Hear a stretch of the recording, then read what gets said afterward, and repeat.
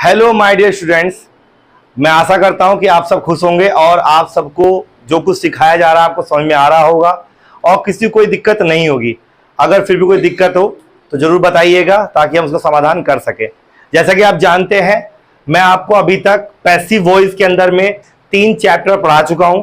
आज मैं आपके सामने सेकेंड लास्ट 4th चैप्टर लेकर आया हूं, जिसमें हम पास्ट कॉन्टिन्यूअस और पास्ट परफेक्ट को खत्म करेंगे और उसके बाद एक चैप्टर रह जाएगा और जो हम अगली वीडियो में खत्म कर देंगे उसको। उसके बाद आपका पैसिव का ऑलमोस्ट काम पूरा हो जाएगा। लेकिन मैं पैसिव के लिए अलग से एक वीडियो बनाकर आपको सारे पैसिव का जो कंबाइंड होता है वो मैं आपको जरूर डेफिनेटली सिखाऊंगा। सबसे पहली बात जो मैं बताने वाला हूं आपको आज की क्लास के अंदर में कि जो पास्ट पैसिव है, जिसमें आप अभी तक पास्ट इंडेफिनिट कर चुके हैं, जो 3rd चैप्टर में था, आज हम कर रहे हैं 4th चैप्टर, जहां हम पास्ट कंटिन्यूअस पहले सीखेंगे, उसके बाद पास्ट परफेक्ट सीखेंगे। बस आप कुर्सी की पेटी बांधकर बैठ जाओ और बड़े तसल्ली से समझते चले जाओ। चलिए हम स्टार्ट करते हैं 1st चैप्टर को। उससे पहले मैं लाओ इस बोर्ड को 2 भागों में डिवाइड कर दूं ताकि आपको समझने में दिक्कत ना हो। ये लीजिए, सबसे पहली बात करते हैं हम पास्ट कंटिन्यूअस पैसिव वॉइस की। बस आप ध्यान से देखिए और ध्यान से समझिए कि मैं क्या बताने वाला हूं आपको। अगर आपको याद हो कि मैंने प्रेजेंट कॉन्टिन्यूअस पैसिव वॉइस में आपको सिखाया था जा रहा है, जा रही है, जा रहे हैं, तो जाहिर सी बात है अगर ये पास्ट है तो इसमें क्या चीज आनी चाहिए थी? जा रहा था, जा रही थी और जा रहे थे। ये चीज मैंने आपको प्रेजेंट में सिखाया था, जा रही है, यहां सिखा रहे हैं जा रहा था। बस आप देखते जाइए। उसके बाद अगर मैं एग्जाम्पल की बात करूं, बड़े ही सिंपल और ऑर्डिनरी एग्जाम्पल लेंगे जो सिंपल और आसान हो।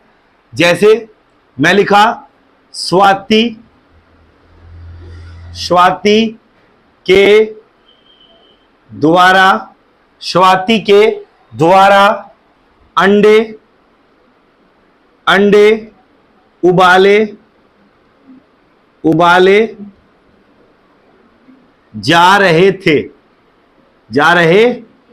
थे। आज मंगलवार तो नहीं है ना, मैंने अंडा लिख दिया ना इसलिए आज वेडनेसडे है। बात करते हैं नेक्स्ट के, एक और देख लीजिए। जैसे मैंने लिखा बाजार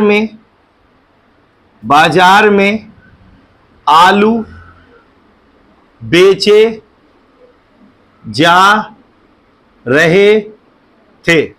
बाजार में आलू बेचे जा रहे थे। एक और देख लीजिए, मैंने बोला किसके या किसकी लड़की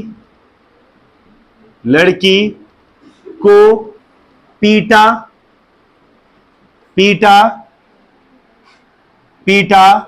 जा रहा था। ये कुछ एग्जाम्पल है। अगर किसी के अंदर सवाल हो कि सर एग्जाम्पल बहुत कम है, तो देखिए अगर मैं ज्यादा एग्जाम्पल रखूंगा तो ये वीडियो बहुत लंबी हो जाएगी, फिर आप ही नहीं देखते वीडियो बाद में। इसलिए वीडियो छोटी बनाने के लिए मैं कम से कम एग्जाम्पल यूज करता हूं और आपसे उम्मीद ये करता हूं कि आप अपने सेल्फ से, अपने मन से खुद एग्जाम्पल बनाएं, यहां वहां देखकर टाइम बर्बाद ना करें। और मैं बता चुका हूं कई बार, एक ही रूल बहुत है। आपको पता है हर रूल में सब्जेक्ट आ रहा है, यस और नो? हर किसी में हेल्पिंग वर्ड आ रही है, इसमें भी आएगी वाज वर्ड। और आपको पता है कि पास्ट इंडेफिनिट में भी वाज वर्ड आया था, उससे अलग करने के लिए इसमें हम बीग लगा देंगे। साथ में हमेशा क्या आएगी? 3rd फॉर्म, और उसके बाद बाय और ऑब्जेक्ट। ठीक है, ये मैं ऑलरेडी आपको कई बार बता चुका हूं। अगर आप रेगुलर में वीडियो देख रहे हैं और आप रेगुलर में पढ़ रहे हैं तो आपको दिक्कत नहीं होगी। अगर आप स्किप करके देख रहे हैं वीडियो या फिर आप छुट्टी करके क्लास लेने आ रहे हैं, तब तो बर्बादी है, आबादी होने वाली नहीं है। चलो आंसर बनाते हैं। क्या उबाले आ रहे हैं? अंडे। अब अंडे को क्या कहते हैं इंग्लिश में? एग्स कहते हैं। एग्स बहुत सारे हैं तो वर आ जाएगा। ठीक है, उबालना क्या होता है? बॉइल्ड। उससे पहले बीग लगा दो तो बॉइल्ड का 3rd फॉर्म क्या हो जाएगा? बॉइल्ड हो जाएगा। क्या हो जाएगा? Boiled by Swati. कोई दिक्कत किसी को? नेक्स्ट, बाजार, यहां में लगा देते हैं पहले हम। बाजार में आलू बेचे जा रहे हैं तो पहले क्या आएगा, पोटैटो आएगा। क्या आएगा, पोटैटो। तो भैया potato, potato were being sold in the market, यही होगा। ठीक है, एक और देख लीजिए, किसकी लड़कियों पे तो पहले क्या आएगा, हुज गर्ल, क्योंकि मैंने बोला है किसका किसके लिए हुज आता है और साथ में उसके ऑब्जेक्ट कैरी करता है। यहां लिखा है किसकी लड़की, हुज गर्ल, किसका लड़का, किसका घर, किसका कैमरा, किसका कूलर, किसका मकान, हुज मकान, हुज हाउस, हुज फ्लैट बोल सकते हो आप, ठीक है ना। किसकी गीतांजलि, ओके। चलिए सुनाते हैं। तो पहले क्या आएगा, whose girl was being, beat की थर्ड फॉर्म बिटन, ठीक है। अब इस सेंटेंस में थोड़ा मैं हल्का सा बड़ा सेंटेंस बना रहा हूं आपके लिए, जरा देखिएगा और समझिएगा, ठीक है। जैसे मैं बोलता हूं कि खाना पकाने के लिए, खाना पकाने के लिए राम के द्वारा मेहनत की जा रही थी। खाना पकाने के लिए राम के द्वारा मेहनत की जा रही थी। बस ध्यान से देखना, ये सेंटेंस मैं दो तरीके से बनाऊंगा आपके सामने। पहला तरीका है, खाना पकाने के लिए मैं पहले शुरू लिख दे रहा हूं, मैं पहले लिखूंगा for cooking the food, comma लगा दो। मेहनत करना होता है वर्क हार्ड, हार्ड वर्क नहीं होता, वर्क हार्ड होता है। तो इसमें सब्जेक्ट नहीं है, तो क्या लगाएंगे, it was being worked hard, ED लगा दो, वर्क हार्ड बाय राम। एक तो आंसर ये हो गया। दूसरा आंसर ये होगा कि पहले आप ये लाइन लिख दो, पहले आप ये ना लिख दो, उसके बाद ये लाइन इसके पीछे लगा दो, ये भी सही होगा, ये भी सही है। और अगर आप इस लाइन को लगाते हो पीछे, वो भी सही है। ये दोनों सही है, क्योंकि ये अलग बात है, ये इतनी बात अलग है और ये अलग बात है। अगर आप इसको लिखोगे पहले, इसको बाद में, तो भी सही है, या इसको लिखोगे बाद में तो भी सही है, गलत बिल्कुल नहीं है, ठीक है। बताओ आपको समझ में आया कि नहीं, यस और no. Past continuous passive voice clear हुआ कि नहीं? बेटा ध्यान यही रखो ना, यहां वहां क्यों देख रहे हो बार बार आप, ध्यान यही रखो। गर्मी हो रही है, मुझे भी लग रही है, सबको लग रही है। मेहनत करने के बाद ही कुछ हो सकता है। सोने को भी आग में तपना पड़ता है अपनी क्वालिटी निखारने के लिए। यहां वहां मत देखो, बोर्ड पर ध्यान दो, वरना कुछ समझ में नहीं आएगा। 9 साल से नहीं आया, अभी भी नहीं आएगा। कुछ समझ में आ रहा है मैं क्या कह रहा हूं? फोकस यहां रखिए, बोर्ड पर, यहां मत देखिए। ये क्लियर हो गया? इसमें किसी को कोई दिक्कत, कोई डाउट है मन में? श्योर? 100%? नेक्स्ट बता दूं? ओके। अब नेक्स्ट में आते हैं। नेक्स्ट आपका सेम यही पास्ट है और ये पास्ट परफेक्ट है। और मैं ऑलरेडी बता चुका हूं कि पैसिव वॉइस में ओनली 8 होते हैं और ये हमारा 6th चैप्टर है। अगर देखा जाए तो अगर मैं एक एक पॉइंट करवाता तो ये चैप्टर 6 होता, बट हम कर रहे हैं चैप्टर नंबर 4th और मैं 4th में ही आपको पास्ट परफेक्ट खत्म कराने जा रहा हूं। अगली क्लास में हम करेंगे क्या? फ्यूचर करेंगे, इसमें 2 ही फ्यूचर के हैं, वो भी खत्म हो जाएगा। उसके बाद जो क्लास होने वाली है ना, वो सच में क्लास होने वाली है, खूब मजा आने वाला है। आप नई नई चीजें सीखोगे और जो यूट्यूब पर मेरे भाई बहन जो भी है, दोस्त यार कोई भी हो, आप सबको भी सीखने का बहुत मौका मिलेगा। ऐसी चीजें बताऊंगा जो आपने अभी तक सीखी नहीं होंगी, और अगर सीखी होंगी तो रिवीजन हो जाएगी, क्या फर्क पड़ता है। आ जाओ भाई, इसके लिए क्या करेंगे? जा चुका था, जा चुकी थी, जा चुके थे, और क्या होगा इसमें? गया था, गई थी और गए थे। बताओ, ये मैंने आपको पीछे पढ़ाया भी था और आपको पता होगा, गया था, गई थी, गए थे, प्रेजेंट में था, गया है, गई है, गए हैं, और पास्ट इंडेफिनिट में था गया, गई, गए। या आप पढ़ चुके हो। अगर थोड़ा भी दिमाग में रखोगे तो ये ऑटोमेटिक आपको आ जाएगा। इसको याद नहीं करना है, आपको अपने आप को समझाना है कि परफेक्ट परफेक्ट परफेक्ट में गया गया आएगा। अगर है लगाऊंगा तो ये प्रेजेंट बन जाएगा, अगर मैं था लगाऊंगा तो पास्ट बन जाएगा, अगर मैं होगा लगाऊंगा तो ये फ्यूचर बन जाएगा, अगर मैं कुछ नहीं लगाऊंगा तो ये पास्ट इंडेफिनिट बन जाएगा। ये अपने आप को समझाना है। कोई भी टीचर आपके दिमाग में जबरदस्ती डाल नहीं सकता, आपको ही सोचना पड़ेगा। You will have to think first, तभी आपको आ सकता है ये। ओके, इसीलिए never skip a day for practising. Practice करते रहिए, do not waste your time. Practice करते रहो। ये टाइम जो छुट्टी का है दोबारा मिलेगा अगली साल जाकर। फिर मत कहना सर ये साल भी बर्बाद हो ही गयो हमारा। लला देखो आगे एग्जाम्पल देख लो भाई। मैं इसी एग्जाम्पल को यहां कन्वर्ट कर सकता हूं, या आप कोई नया एग्जाम्पल लिख सकते हो। सिंपल आसान एग्जाम्पल लिख लेते हैं चलो, ताकि आपको अच्छे समझ में आ जाए। जैसे मैं लिखता हूं यहां पर, मैंने लिखा कंचन के द्वारा कृष्णा, कंचन के द्वारा कृष्णा को पैसे दिए गए थे। ठीक है, कृष्णा को पैसे दिए गए थे। एक और देख लीजिए फॉर एग्जाम्पल, जैसे मैं लिखा यहां पर मैंने कि डॉक्टर को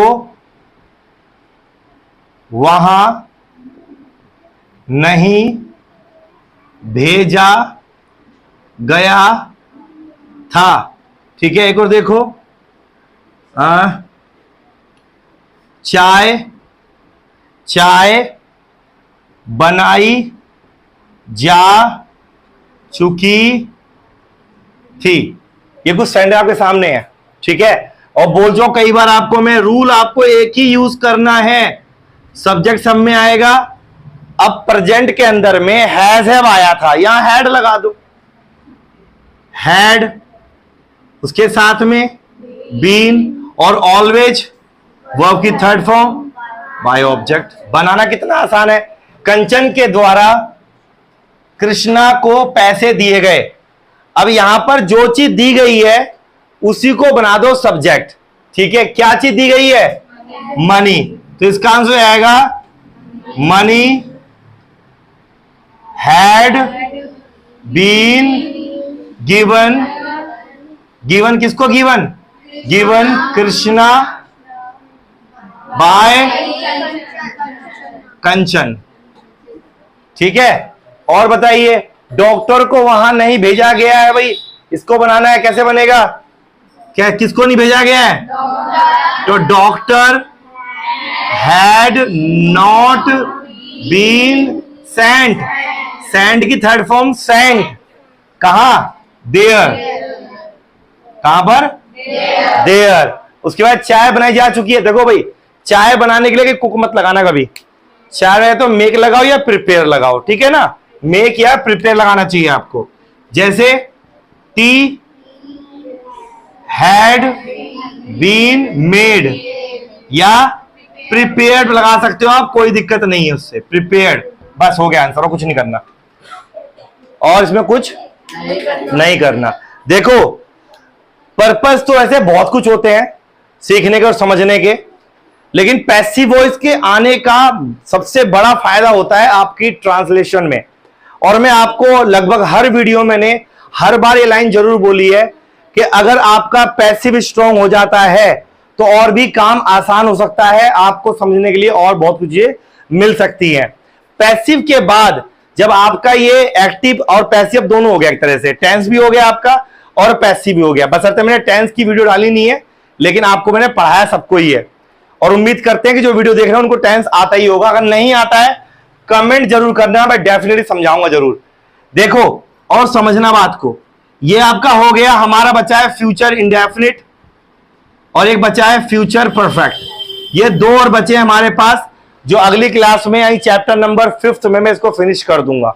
इसके बाद मैं आपको बहुत कुछ चीजें सिखाने वाला हूं जो आपको आना चाहिए। जैसे एक मैं एग्जांपल देता हूं आपको जो सीखने वालों, ताकि आपके अंदर क्यूरियोसिटी बनी रहे और आपका मन करे कि यार कुछ नया सीखने वाले हैं। जैसे आप बोलते हो वह गाना गाती रहती है। अब ये कोई टेंस नहीं है कि ती है तो हम पढ़ने बना देंगे, नहीं बना सकते, और रहने के लिए आप लीव लगा नहीं सकते। तो ऐसे सेंटेंस मैं आपको सिखाने वाला हूं, ठीक है। जैसे आप बोलते हो ओपन द डोर, अब ये तो एक्टिव है, अगर इसका पैसिव बनाना हो तो क्या करेंगे, मैं आपको ये सिखाने वाला हूं।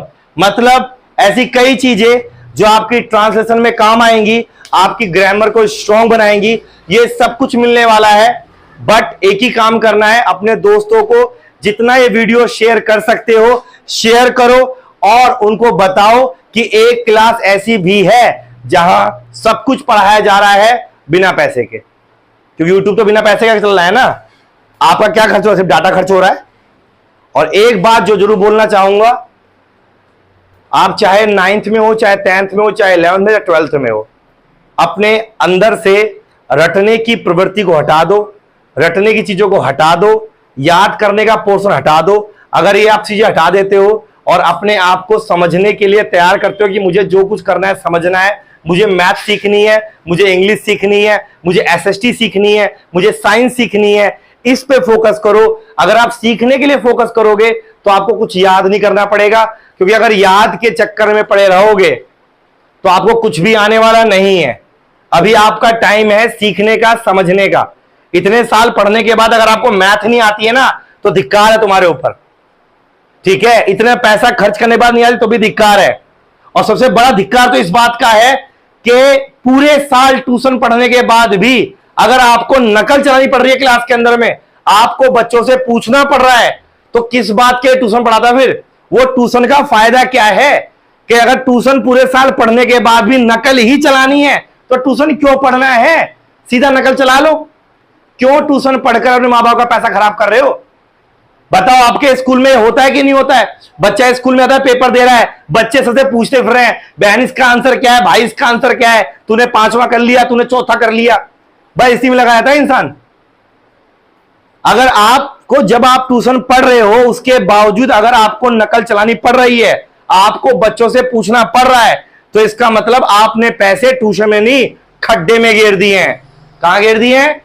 खड्डे में। तो उससे जिंदगी में क्या होंगे? खड्डे होंगे सिर्फ, और कुछ नहीं होने वाला। और जितने भी ऐसे स्टूडेंट हैं ना जो पढ़ते हैं, तुम्हारे दोस्त हैं, जानने वाले हैं, रिलेटिव्स हैं, जो भी हैं, चाहे यूट्यूब पर हो चाहे आप यहां बैठ के क्लास ले रहे हो, आपका काम है ये कि आप उन सभी को ये बताओ, उनको एहसास कराओ कि अगर ट्यूशन पढ़ने के बाद नकल चलानी पड़ रही है तो हमसे बड़ा बेवकूफ कोई है ही नहीं। ट्यूशन पढ़ा इसलिए जा रहा है ताकि आप वो सब चीजें सीख सके या सीख सकें जो आपको स्कूल में सिखाई नहीं जा रही हैं। तो ये अपने आप से वादा करो कि आप एग्जाम में नकल नहीं चलाओगे। आप एग्जाम में नकल नहीं चलाओगे। एक बार सारे खड़े हो जाओ, सारे खड़े होके इधर आ जाओ, आ जाओ, सारे खड़े होके आ जाओ, आ जाओ, आ जाओ, आ जाओ। आप भी देख लीजिए, जितने भी यूट्यूब पर हैं आप भी देख लीजिए, ये सारे बच्चे हैं और क्लास चल रही है। इसमें छोटे बड़े हर तरह के बच्चे हैं, कोई बहुत बड़ा है, कोई बहुत छोटा है, कोई डिफरेंस नहीं है। इंग्लिश एक ऐसा सब्जेक्ट है, चाहे इसमें कोई भी क्लास का बच्चा पढ़ रहा हो, सभी एक साथ पढ़ सकते हैं बिना किसी दिक्कत के। तो दोस्तों ये वीडियो कैसी लगी कमेंट के जरूर बताइएगा, अपने दोस्तों को शेयर कीजिएगा। आप सभी को हम सब की तरफ से जय हिंद।